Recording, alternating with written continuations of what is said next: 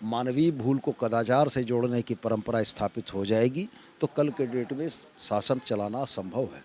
इसलिए मैंने कहा था कि व्याख्या करने के लिए ऑनरेबल कोर्ट है।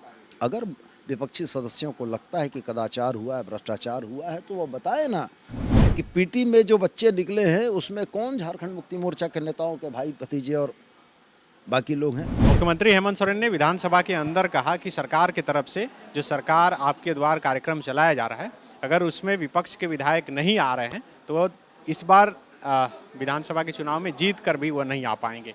ऐसा क्यों कहना पड़ा? माननीय मुख्यमंत्री ने विपक्ष के जनप्रतिनिधियों को उनके कर्तव्यों का एहसास कराया।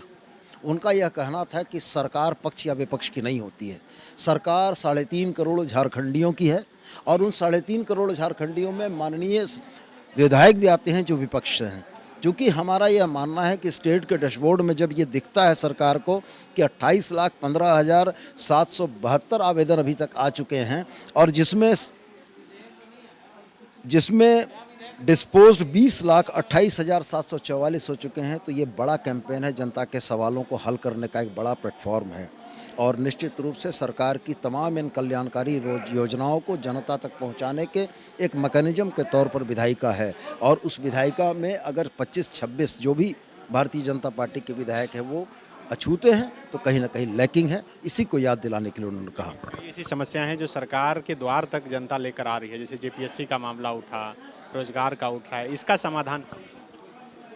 देखिए, सरकार के द्वार तक जेपीएससी के मुझको याद है 2 दिन पहले भी मैंने आपको कहा था और बड़े बेबाक और स्पष्ट लहजे में कहा था कि अगर मानवीय भूल को कदाचार से जोड़ने की परंपरा स्थापित हो जाएगी तो कल के डेट में शासन चलाना असंभव है।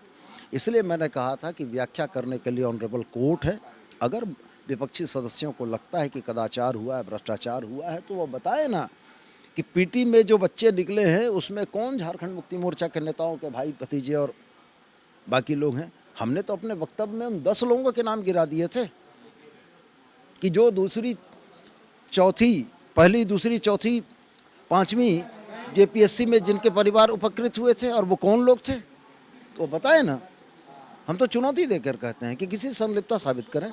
ये इस तरीके से चीज़ों को डिस्टर्ब करना और अपनी योग्यता के आधार पर, प्रतिभा के आधार पर जो बच्चे चुनकर आए उनके भविष्य पर सवालिया निशान खड़ा करना, ये कतई राजनीतिक तौर पर उचित नहीं है।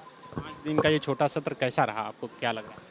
मैं आंशिक रूप से संतुष्ट हूँ। मेरा यह मानना है कि बिजनेस ऑफ हाउस हुआ, सरकार ने उन महत्वपूर्ण विषयों को संज्ञान में लिया, सदन के पटल पर बजट ले हुआ जो अनुपूरक था, अलावे मॉब लिंचिंग के खिलाफ कानून ले हुआ, अलावे पंडित रघुनाथ मुर्मू यूनिवर्सिटी का कानून ले हुआ। तो मेरा ये मानना है कि महत्वपूर्ण विषय जो झारखंडी जनता से संबंधित थे वो आए, लेकिन बतौर जनप्रतिनिधि अपने क्षेत्र की जिन समस्याओं को सदन के पटल पर प्रश्नकाल के माध्यम से हम रखना चाहते थे, ध्यानाकर्षण के माध्यम से रखना चाहते थे और मेरे अलावे विपक्षी सदस्य भी जो रखना चाहते थे वो नहीं हो पाया। TheFollowUp.in Like, share and subscribe. www.thefollowup.in